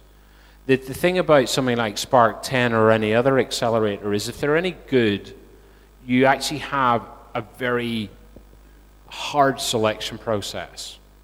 So expectations are there'll be 200 to 300 applications from which they're going to pick 10. So the chances of those 10, if they participate raising money, is pretty high. The number I always have in my head is, my expectation is that at least half of the teams will go on to get additional funding after the program. And bluntly, if these guys aren't achieving that ratio, I will be kicking them if they don't. 13 weeks. Then probably I think there should be a proper checklist from either from Spark10 or any accelerator, wherein all these people, the 98%, may not apply or they may not waste their funds. Is there any, my question to you is, probably a team of mentors should give them this kind of eligibility criteria or basic thin line, so that if we go there also, probably we are not succeeding or probably we are not going. So your point's well made. Spark10 should give us some valuable feedback or valuable eligibility criteria line to all the entrepreneurs who not to fail. Okay, let me make you 2 promises. One is, having criteria is the worst thing in the world. Yeah? The reason I say that is every really good entrepreneur I know sits outside the criteria. They're always the exception, okay? So that's the first one. The second one, which is I will get these guys to promise to do it, is I think what's more important is creating, I think, office hours and doing office hours on a regular basis, which allows you guys to speak to them directly, to get feedback early on, to allow you to progress and iterate and work on your products much faster, to actually give yourself a much better fighting chance to participate either in Spark10 or any other government initiative or accelerator. This is about helping the ecosystem. Oh, that's very valid point. In fact, since we discussed, we have already implemented it, and from next month onwards, February, we are already here. This month onward, every Saturday, first half is office hour at Spark10 campus. If you have any questions, just book the slot and come and talk to us.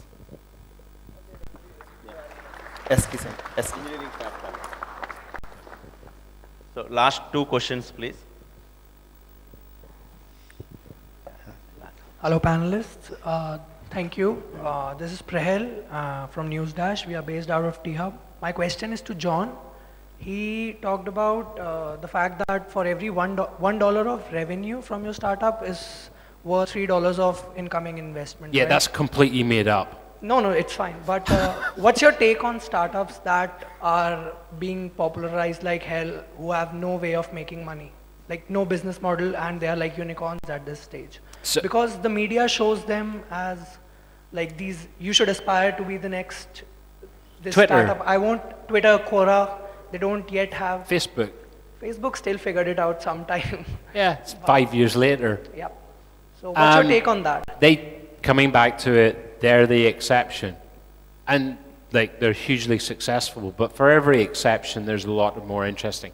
I think the one thing I think is really a change that's happening in the system today, and it's really amazing that you made the announcement, is a lot of what happens at early ecosystems is e-commerce tends to be the first thing that happens, yeah? And I see this the world over. The first wave of startups are e-commerce businesses. And then you have a wave of B2C products. And sometimes actually monetizing B2C products is really hard. Twitter, Facebook are good examples of that. I think what's really interesting now is as enterprise and companies come online, as SMEs come online, and also as government comes online, the ability to actually deliver, you don't need to create freemium models for enterprise. Like if you have a business that helps and creates value, you can charge people for those things. So I think if anybody in the room is actually serious about getting out and making a lot of money and potentially not even raising money, actually going after enterprise, B2B businesses is a really, really interesting place to be. And it's also as the whole of enterprise comes online over the next 10 years, I think we're right at the front edge of an emerging market, which is going to happen everywhere in the world. It's not a West Coast phenomenon. It's not about Silicon Valley. It's about enterprise going into the cloud and everything changing. I have a comment for Atal and a question for John. Nice to know that you're starting the Spark10 TV, and just let us know when you're on TV, you know. Just alert us ahead of time. John, a question for you. Yeah. This is in context of the comment that you made on aspiring entrepreneurs. There is no such thing like aspiring entrepreneurs. Yeah. You are an entrepreneur or you're not an entrepreneur, right? The government, Secretary Sir has spoke a little bit about it.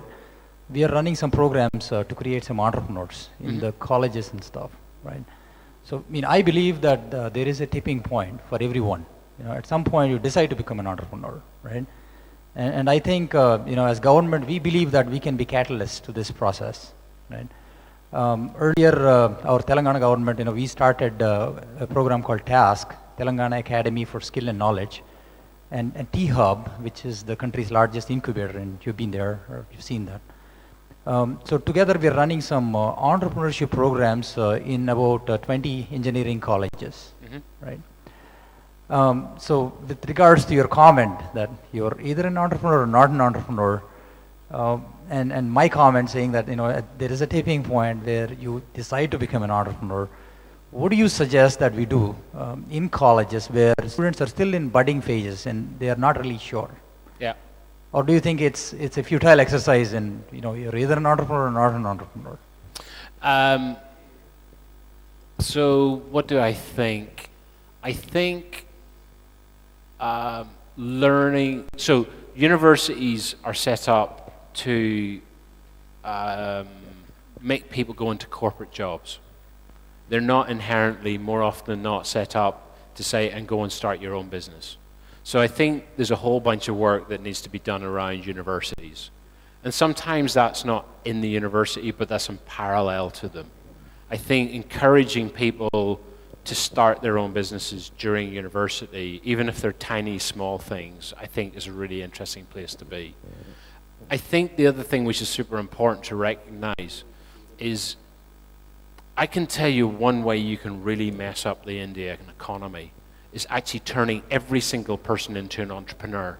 Like, imagine 1.2 billion entrepreneurs in India. Nothing would happen, yeah?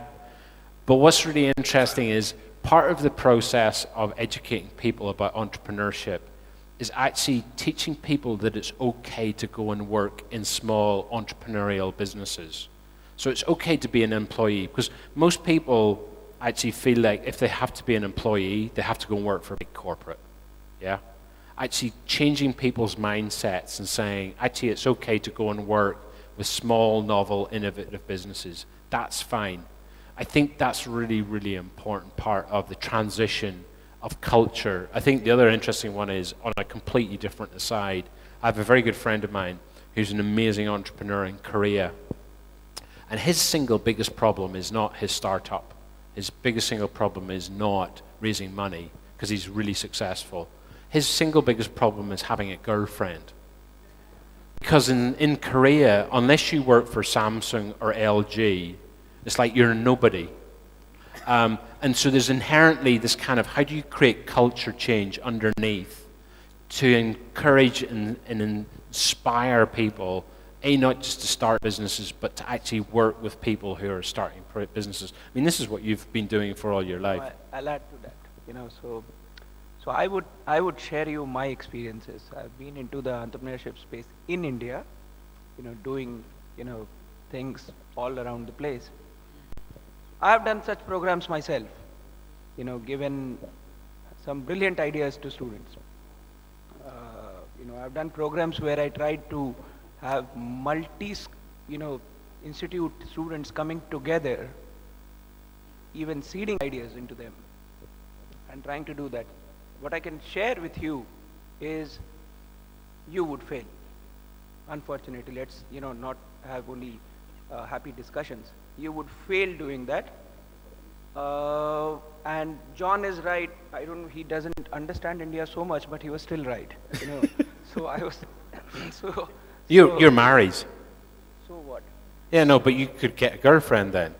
No, I've done all that and then entrepreneurship. You don't know. Okay. That. You sold it to her afterwards. It's like, my wife now understands, all this. So anyway, what I can tell you is, despite all of this, except for the entrepreneurship craze that you probably can see today, what has changed is there is a craze in IITs, etc., to do entrepreneurship and do startups. Primarily because these institutes have probably developed a culture. So some part is permeating inside students because of the alumnus and the success of alumnus, etc. But if you take that away, and there is a kind of confidence among students that they are not missing anything by doing startups. They will not miss out on career if they do startups. So they don't have that challenge. I've tried doing this with some of the, let's just sort of, the IITs and such kind of students. Believe me, it doesn't work. They just have no idea of what, it means to create an enterprise, to build an enterprise. And I mean, as you were saying, you are either an entrepreneur or you're not. If the guy is not motivated from inside, if he's not burning inside, to establish something, you can't go and teach him entrepreneurship. Let me give you an example. Here's a challenge for government. You asked me to give you some advice last night, so you can completely ignore me, yeah, because this is a stupid idea. But here we go. Imagine you give, and I think this is important, an 11-year-old. Get a class of 11-year-olds, yeah, and you take a class and you break them into teams of 4 or 5 people, and you give every team, let's say, £50, whatever the equivalent is here, and you say, in a week's time, we want you to double it, yeah? We don't care how. And you actually, instead of writing a business plan, you just go and do it, yeah? And this has been done in the UK by a friend of mine. And then a month later, you change the teams up and you take the £100 they've made and you say, you got to come back in a week's time and double it to £200. And what's really interesting is getting from 50 to 100 to 200 is quite an interesting process. And every week you learn about a different market, a different way of selling. You think about customers. You're living through the process of doing it rather than talking about it. Now, what's really interesting in the UK market is trying to get from £1,000 to £2,000 is really hard. Because in the short term, what you do is you replace your time with money. So you do service-orientated businesses. Like, I will do this for free, I will wash cars, or I will do... And so suddenly you just work harder, you get smarter, you build up through the food chain, you deliver more valuable services. But at a certain point, you just run out of time. And so actually getting from £1,000 to 2,000 is you start to have to build products. And then suddenly getting from 2,000 to 4,000 is really hard as well. So you suddenly start to learn about how do you create saleable products that you can sell multiple times. And that's where GDP and exporting becomes really interesting, because it's not about being purely service orientated. And so what does all of that mean? I think I'm the first person, and I say this regularly, I hate business plan competitions. I think they're a total waste of time. And anybody who ever suggests it should be shot, yeah? I'm a great believer in learning through doing, yeah? And learning through doing over short spaces of time, but just getting out there and doing stuff. And I think you need to be doing it earlier. It's not about after university, it's not even in university. It's about teaching kids at school about the value of creating their own businesses, inspiring them by having entrepreneurs in classrooms, telling them about what they've done. We do this with athletes and we do this with coaches. We should be doing this with the boring entrepreneurs that nobody's ever heard of. And they sit there and they say, you know what, I wasn't very good at maths and I wasn't very good at this. And I left school and I didn't have any qualifications, but God, could I sell stuff? I could persuade people to buy stuff from me. And inspiring and teaching the kid in the corner who doesn't know how he fits in. And the reason why he can't fit in is probably because he's entrepreneurial, because he's not academically smart and he's not going to go to university. That's okay. Those are the people that change the world. Richard Branson is dyslexic, yeah? He has no qualifications. It's amazing when you look at it. And tapping into that capacity is really interesting. Thank you. Yeah. So, with the interest of time, we are concluding the question answer session here. And all the people who have questions, we are available around, and John will be here for some more time. You can interact with us. And as Atal was mentioning, one last thing, please do write to us if you have any questions. That is at hello@spark10.com. And for some more time after the conclusion, we are around. If you want to have any help, you can reach any of the team from Spark10. So before we conclude, we wanted to appreciate the time that has been spent here. And before continuing further, Mr. Jayesh wanted to hand over a token of appreciation to John. I would like Amar, Srini and Shruti to join Jayesh while this is.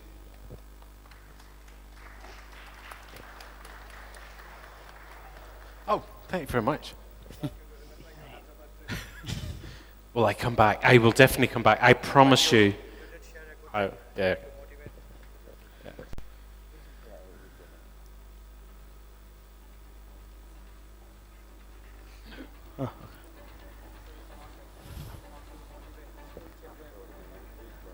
Give them money.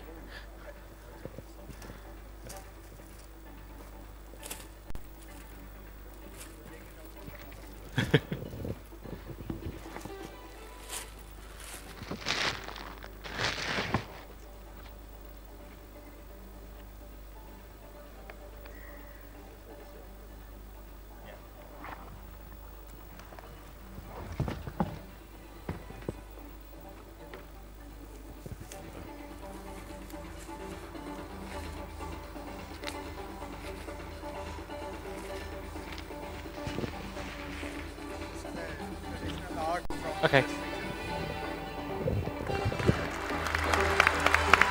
Thank you very much. Very kind. Guys, get out there, change the world. Wow. Thank you very much again. Thank you so much, Jayesh. Rajesh, can we have our token of appreciations before?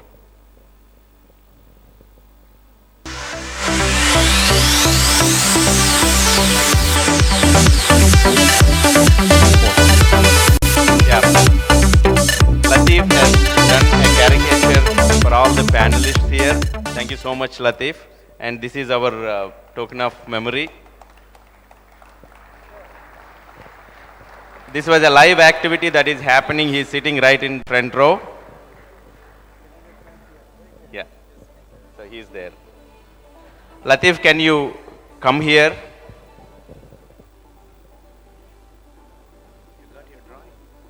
Yeah, exactly. I'll go on Twitter. John, can you take Oh, this to Manish? it doesn't look a bit like me.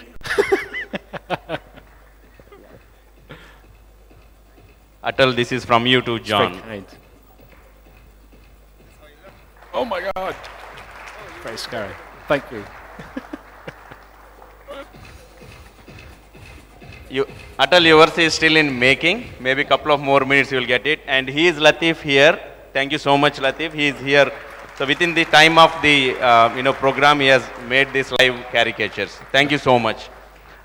So before we leave this hall, I would pass on the request to Atal for vote of thanks. Yep. So first of all, thanks a lot, everybody. In particular, I would like to really thank Mr. Jayesh Ranjan for making an effort to come over. Mr. Manish from Greg's, John, of course, a big thank to you. Amar, stop tweeting. I'm giving you thank you very much. All the special guests here. Another gentleman who has had a lot of value in today's event, Charan from Stu Mag, who has actually brought all the volunteers together. Please give a big hand to him and all the volunteers. Chetan, the network bug, the guy who is actually behind. Stand up. This is the guy for you to reach out to if you really want to do something in marketing. Thanks a lot. Vikram from Moksha. Vikram, where are you? Yeah, there's the guy, Vikram. All the mentors, all the investors, highways.tv guys for making it live stream there. All the startups and everybody who thought we are changing the world and taken some